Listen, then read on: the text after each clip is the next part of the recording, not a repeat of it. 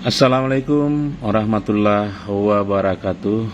Kembali kita berjumpa di Ansar Leboknet Channel, dan kali ini kita akan membahas sebagaimana yang tampil di layar Anda. Ada panel SAV36 merek Toshiba yang umum digunakan di radio-radio sekarang seperti Yaesu, ICOM dan lain-lain. Dan di sini kita akan sharing ya bagaimana memodif. Sebenarnya ini panel yang sudah rusak, sudah jebol.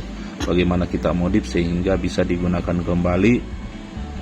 Bahkan daya outputnya itu bisa sampai 2 kali lipat ya. Dan ini kita bisa gunakan sehari-hari di rumah ataupun yang suka, karena ini saya terinspirasi dari hobi saya yang dulu sudah belasan tahun yang lalu, namun sampai sekarang juga masih suka ngoprek ya, dimana aturannya sedikit ketat bahwa aki yang digunakan itu hanya satu aki dan tegangan langsung ke aki bawaan mobil, sehingga kita tidak bisa menggunakan sumber tegangan di luar alternator mobil itu sendiri. Jadi paling banter kita menggunakan 18 volt kalaupun alternatornya sudah dimodifikasi. Dan juga radio yang digunakan itu hanya menggunakan satu modul VA, sehingga bagaimana kita memodifikasi panelnya itu sih supaya daya pancarnya meningkat, tentu di luar daripada tentu kita masih berada pada syarat-syaratnya tadi, syarat lombanya. Oke, dan kita langsung saja memulai. Sebenarnya SAV36 itu yang saya sudah dapatkan ada 2 versi ya, ada 2 versi seperti kita lihat. Saya buka dulu ya, saya zoom dulu ya. Ya, seperti ini. Menurut pengalaman yang saya sudah lakukan, versi ini yang cocok. Ciri-cirinya yaitu di bagian outputnya untuk penyesuaian impedansi ini menggunakan kapasitor kotak keseluruhan. Di sini di bagian MOSFET-nya itu kapasitor silinder. Ada juga versi lain seperti ini ya, seperti ini. Ini ada silinder di sini, kapasitor silinder. Justru di sini di dekat daripada MOSFET-nya ini kotak. Jadi ini ya sudah pernah juga saya praktekkan, namun tidak maksimal hasilnya. Jadi lebih maksimal yang pertama seperti ini. Ya, kita lihat di sini MOSFET-nya panelnya terdiri dari 4 MOSFET, 1 di buffer, kemudian 1 lagi di driver, dan ada 2 di bagian panel terpasang paralel ya, seperti ini.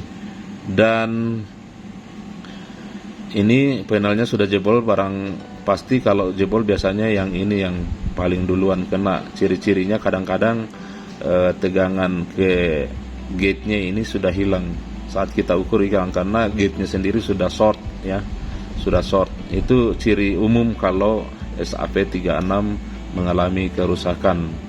Atau kadang-kadang juga ketika kita masukkan tegangan, panel ini panas terus meskipun belum transmit. Itu kadang-kadang ciri-cirinya juga. Kita lihat di sini juga sudah mulai hitam di sini. Untuk couplingnya dari driver ke panelnya ini sudah agak hitam, menandakan ini sudah sering kepanasan ya. Oke, jadi nanti bagian ini kita ganti, karena ini memang MOSFET ya, walaupun ini menempel di PCB tapi sebenarnya ini MOSFET, dan bagian inilah yang akan kita ganti nantinya. Kita langsung saja ambil barang yang sudah jadi, karena di video kali ini saya sudah mempersiapkan bahan yang sudah setengah jadi ya. Ya, seperti ini penampakannya ya. Seperti ini penampakannya. Ini 2 tingkat aja, berbeda dengan yang tadi. Itu ada bumpernya di sini, ada driver, ada penalnya. Kemudian ini hanya 2 tingkat, driver, penal. Dan yang pertama tadi yang ini kita lubangi, dan kita lubang ini dan kita ganti dengan RD 30 HPF1. Kemudian yang ini juga kita lubang, dan panel yang ini kita ganti dengan RD 70 HPF1. Dua yang dipasang paralel ya. Dan saya sudah pernah coba juga dengan RD 100 HPF1, itu lebih maksimal lagi. Meskipun saat itu saya menggunakan RD 100 sablonan, namun sedikit lebih di atas daripada RD 70. Sayangnya untuk RD 100 HPF1 itu terlalu mahal harganya, dan barangnya sangat susah untuk didapatkan. Bahkan saya lihat di situ harus pre-order, kalau tidak impor langsung. Jadi waktu itu saya gunakan RD 100 HPF1 yang sablonan. Namun pun begitu hasilnya lebih tinggi daripada RD 70 HPF1. Oke, saya jelaskan dulu satu-satu ya. Ya, apa yang saya sudah lakukan. Kadang-kadang juga apa yang saya lakukan tidak begitu mengerti, namun pada prakteknya kadang-kadang ya membuahkan hasil yang maksimal. Jadi di sini tadi yang saya perlihatkan seperti ini. Seperti ini sudah hangus. Ini karena sering di sini panas. Di sini nilainya kurang lebih 82 PF dikali 2. 82 PF kali 2. Ya. Nah, ini saya ganti dengan 180 PF. Jadi 180 PF saya ganti, yang mendekati dengan 82 PF kali 2 itu saya ganti dengan 180 PF. Mungkin juga bisa 150 ya. Tapi saya coba lebih tinggi hasilnya ketika 180 PF ya. Begitu.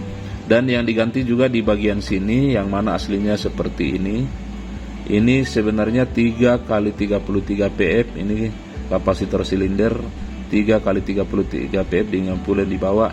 Dan yang ini nilainya 160 PF, yang ini nilainya 200 PF, yang ini nilainya 180 PF, yang ini nilainya kalau saya tidak salah 680 PF, dan yang ini nilainya 2 kali 27 PF ya. Jadi diganti seperti ini, diganti dengan kapasitor kotak SMD yang sudah tipe ATC ya. ATC itu kan terkenal dengan daya tahan yang tinggi, tegangan besar. Jadi saya ganti dengan tipe ATC. Kita lihat juga di sini ada yang sudah diganti di sini biasnya. Ini sebenarnya biasnya yang aslinya itu 30 ohm di bawah ya. Kita lihat di sini.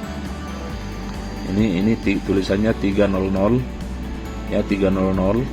Ini 30 ohm. Namun saya ganti dengan ya, baca dari bawah, orange putih hitam 390 ya, 390 ohm. Jadi jauh, tadi 30, ini 390, ini 10 kali lipat lebih besar. Namun hasil yang saya dapatkan juga tidak terlalu jauh, karena ini hanya memberikan bias kepada gate daripada RD70 ini. Tegangannya kurang lebih akan diatur di sini ya, di antara resistor ini, karena tegangan yang kita masukkan nanti di gate-nya ini dari sini ya, dari sini nanti akan mana ya jalurnya, dari sini ya, ini jalurnya dari ke sini. Di sini akan dibagi tegangannya sehingga yang sampai kurang lebih hanya 3,7 sampai 4 volt ya, yang sampai di gate. Namun pada praktiknya kadang-kadang kita berikan tegangan yang ekstrim sampai mendekati 5 volt, mungkin sampai 4,7 volt untuk mendapatkan daya pancar yang maksimal. Tapi ingat, dengan metode seperti itu mungkin daya tahan daripada RD70 ini akan melemah begitu. Artinya daya tahannya tidak lama, akan mempercepat proses kerusakan kalau daripada gate-nya terlalu tinggi. Jadi sarannya untuk normalnya itu maksimal ya 3,7 volt atau 4 lah volt, maksimal sekali 4 volt. Demikian pula di sini. Kalau saya pelajari di sini maksimalnya 3,3 volt. Kalau normalnya itu 2,7 volt. Nanti tergantung daripada daya pancar di radio. Maksudnya di pengaturan power output, misalnya low 1, low 2, low 3 dan high. Nanti akan karena yang diatur sebenarnya tegangan gate daripada MOSFET ini. Sama dengan di sini. Ini tegangan dari biasnya akan dibagi lagi ke sini. Ini kapasitor, ini ke ground, ini dibagi di sini. Kemudian di sini ada jalur. Ini menandakan jalur induktor ya, induktor. Kemudian di sini ada kapasitor. Dari sini nanti kita ini sudah lepas ya. Sebenarnya di sini ada resistor juga, nilainya kurang lebih 27 ohm sampai 270 ohm ya. Jadi kita bisa pasang mulai dari 27, bahkan kadang-kadang saya pakai 330 seperti di sini, 390 masih bekerja normal. Dan di inputnya ini, di bagian gate-nya ini akan dipasang nanti ke radio, output dari radio, nilai kapasitornya 47 pF sampai dengan 100 pF ya, di kisaran 47 pF sampai 100 pF. Dan kadang-kadang di seri dengan induktor lilitan. Kadang-kadang saya seri dengan induktor, kadang-kadang 3 lilit pada penampang 5 mm. Oke. Di yang lain-lain nyaris tidak ada perubahan dari aslinya. Saya lupa ukuran-ukuran daripada kapasitor yang di sini, namun nyaris tidak ada perubahan. Cuma yang di sini yang ada perubahan supaya lebih awet ya, maksudnya lebih awet di sini juga, karena di sini kadang-kadang cepat hangus jadi diganti. Dan ya, ini karena tadi PCB-nya diputus, ini diputus seperti ini. Yang aslinya seperti kembali aslinya. Ini sebenarnya nyambung, PCB-nya nyambung, tapi karena ini dipotong sampai ke bawah ya, sehingga ini jalur PCC-nya atau sumber tegangannya putus. Ini sampai ke drain nantinya. Ini kita lihat jalurnya. Di sini diberikan filter kapasitor, kemudian naik ke sini, masih ada lagi filter, kemudian ke drain. Jadi ini karena tadi dipotong jadi putus. Ini induktor dengan maksud untuk memfilter atau menetralkan sisa-sisa AC dari penguatan di sini, sehingga dibagikan induktor. Jadi seperti ini saya ganti dengan induktor yang mungkin lebih banyak jumlah gulungannya, yang seperti ini. Oke, tadi di sini 3 kali 33 pF saya ganti dengan di sini tulisannya 820, 82 pico ya. 33 kali 3 itu 99 pF menghampiri 100. Namun pada prakteknya saya mencoba mengganti dengan 100, saya coba-coba dengan 82, ternyata lebih bagus 82, makanya saya pasang 82. Dan demikian pula yang dibawa. Di sini ya kurang lebih 360, karena yang aslinya itu di bawahnya itu 160, yang di atas 200, kurang lebih 360, sehingga saya memberikan kapasitor ATC 3 ya, di paralel 3 begini, yang hasilnya kurang lebih juga nanti kalau di jumlah itu 360 pF ya, 360 pF, sama dengan di sini.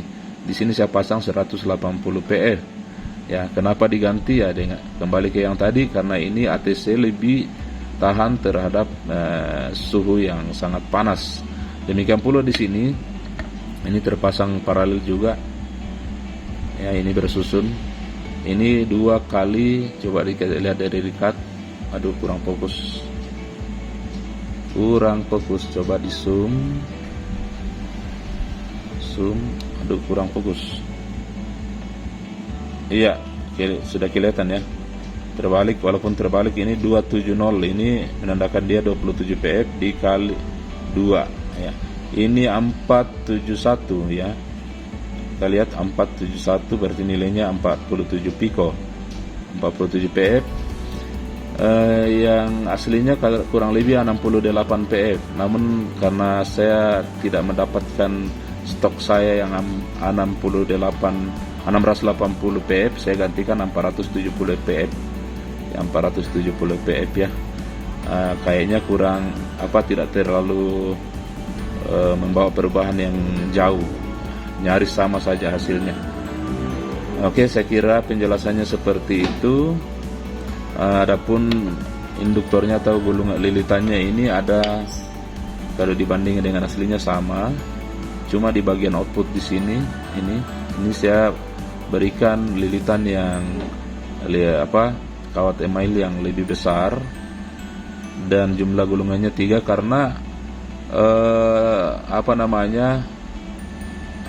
diameter gulungannya ini lebih besar. Diameter gulungannya lebih besar sehingga jumlah gulungannya dikurangi. Kapan mungkin tetap saya pada 4 lilitan, mungkin nilainya akan membesar sehingga impedansinya tidak dapat. Jadi saya menggunakan 3 lilitan. Ini kawat yang agak besar sehingga kembali mendapatkan impedansinya ya, sehingga outputnya kembali bisa maksimal. Oke, jadi ini gate-nya ini, jadi ini MOSFET-nya udah dipotong pendek-pendek kakinya, ini drain-nya. Kalau source-nya ini sudah tersolder ke bagian plat di bawah ini. Ini sebenarnya plat tembaga yang dilapisi saya kurang tahu bahan apa, sebenarnya isinya ini tembaga. Jadi ini MOSFET aslinya begini ya, kalau kita beli di toko aslinya begini. Ini drainnya dengan gate-nya sebenarnya agak panjang, cuma saya sudah potong dan aslinya seperti ini ya, aslinya seperti ini. Dan ini dilepas dari kakinya, kaki yang melengket di pendingin dilepas dengan cara memanaskan dari bawah ya, dari bawah. Ada 3 metode yang biasa saya lakukan. Pertama dulu itu pakai blower yang biasa dipakai untuk komponen-komponen SMD, namun agak berisiko karena suhunya tidak begitu terkontrol. Kemudian metode yang kedua pakai setrika ya, usahakan suhunya berkisar 200 derajat Celcius. Dan yang paling enak digunakan adalah satu alat pemanas khusus, heater ya, preheater atau apa namanya. Itu bentuknya begini ya. Saya ambil dulu gambarnya. Ya, seperti ini bendanya. Aduh, kok kurang fokus, nggak mau fokus. Coba saya,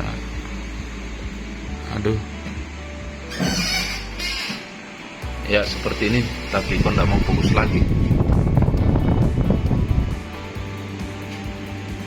Ya, di depan ada kontrolnya seperti ini kalau dihidupkan. Ya, oke. Ya seperti itu kurang lebih yang saya gunakan. Ya, kita kembali ke panelnya. Ya, itu tadi alat yang sering saya gunakan untuk mencabut, bahkan untuk memasang kembali. Ini karena PCB-nya ini saya lupa jelaskan bahwa sebelum kita melakukan perangkaian tadi, ini dilepas dulu, dilepas dari plat ini dengan cara dipanaskan ya, kurang lebih juga 200 derajat dipanaskan, kurang lebih 200 derajat. Baru kalau timahnya sudah meleleh, kita angkat dulu, baru kita potong-potong. Setelah itu kita atur sedemikian rupa sehingga bentuknya nanti akan seperti ini. Ini sudah bekas potongan ini ya. Di sini juga udah dipotong. Demikian pula saat memasangnya, nanti kita pakai alat tersebut yang seperti tadi untuk kembali memanaskan sehingga timah-timahnya kembali meresap termasuk MOSFET-nya ini kita lihat sini ada timah. Jadi proses pemasangannya harus dengan pemanasan kurang lebih 200 derajat. Sama dengan waktu kita melepas panelnya ini sebenarnya dulu sebelumnya ini menyatu, sangat kencang menyatunya ya, sangat kuat, dan waktu kita melepas kita memberikan suhu bahkan lebih dari 200, kadang-kadang saya kasih 250 derajat karena ini timahnya masih original, sangat kuat sehingga butuh panas yang lebih untuk melepaskan kepala dari MOSFET ini ya, melepaskan. Ini agak kuat untuk dilepaskan pada saat pertama kali ya, seperti itu. Dan setelah kita lepaskan tinggal seperti ini, kita potong kakinya seperti ini panjangnya, yang sebelumnya itu agak panjang. Oke, dan beginilah hasilnya. Jadi saya jelaskan kembali, ini adalah inputnya, diberikan bias dari sini dengan resistor ya, mungkin cukup 1/8 watt saja sudah bisa. Sini ke radio itu kapasitornya kurang lebih 47 sampai 100 pf, masuk di output radio, output RF di radio. Ini adalah biasnya ya, ini biasa variabel ya, tergantung daripada power radio itu, mau low, mau low 1, low 2, low 3, atau low, middle, dan high ya, seperti itu. Oke, saya rasa demikian. Nanti di video berikutnya saya akan memberikan review radio yang sudah pernah saya terapkan, namun untuk yang single begini, ini radionya lagi tidak ada tersedia. Namun radio yang saya akan review nanti itu lebih ekstrim lagi, karena saya menggunakan, ini kan satu modul istilahnya, satu modul ini saya menggunakan di radio tersebut 2 modul dengan model seperti ini, bahkan menggunakan RD100 HPF1, menggunakan RD100 HPF1 itu saya pakai 2, jadi hybrid ya, digabung bridge itu, sehingga kekuatannya sebenarnya hitungannya 4 kali daya dari satu MOSFET ini. Kalau standarnya kan dari namanya ini 70 RD70 ya, saya zoom dulu. Waduh, kurang fokus kalau di zoom. Oke. Oh begitu bos. Ini RD70 ya, RD70 HPF1 itu kalau di dataset dilihat ini outputnya 70 watt pada tegangan kerja 12,5 volt. Bayangkan kalau dikasih misalnya 13,8, tentu di atasnya mungkin kurang lebih di 80 watt ya. Atau dikasih misalnya 16 volt, tentu di atasnya lagi mungkin kurang lebih 90 sampai 100 watt. Jadi kalau semisal saya bikin 2 begini digabung lagi, kalau kita kasih 16 volt, semuanya 16 volt, yang masing-masing di sini 100, yang lagi 100, berarti bisa sampai 400 watt ya. 400 watt pada tegangan 16 volt. Ini sebenarnya sudah agak ekstrim, tapi apapun yang kita bisa lakukan pada saat lomba itu kadang-kadang kita memang melakukan sesuatu yang lebih ekstrim. Nah, bagaimana ketika ini RD100 HPF1?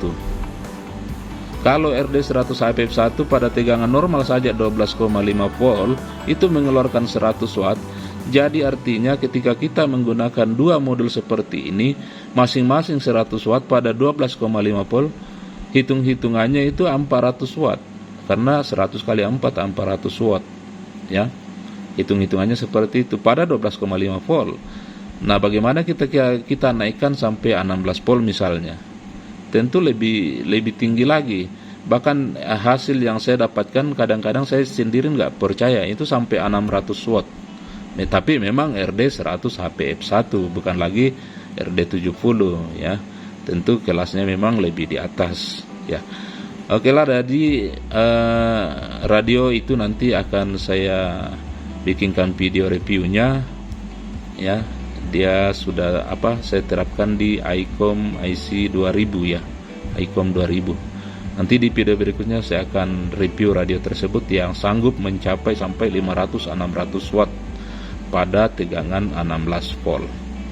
Namun saat ini radionya sedikit ini karena sering dipakai sedikit drop ya, mungkin sekitar 500 watt lagi ya, kurang lebih. Oke, saya kira demikian video singkat saya.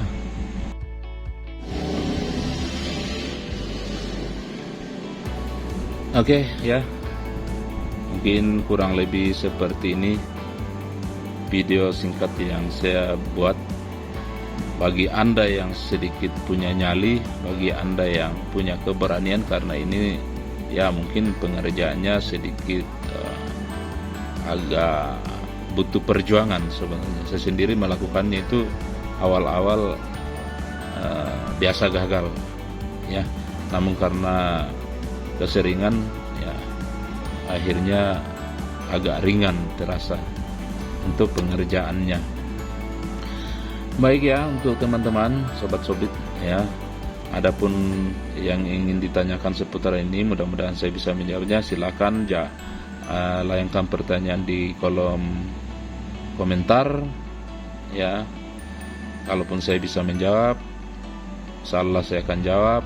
Dan mungkin teman-teman punya pengalaman yang lebih, dan mungkin ada yang saya jelaskan di sini kurang tepat dan perlu mungkin koreksi ataupun diperbaiki. Silakan berikan komentar di kolom komentarnya, supaya nanti ke depan ini lebih lebih stabil tentunya. Karena terus terang saja metode seperti ini sudah belasan tahun saya terapkan. Oke, demikian video saya. Bagi Anda yang suka silakan di like dan dibantu subscribe untuk video-video saya selanjutnya. Sekian. Assalamualaikum warahmatullahi wabarakatuh.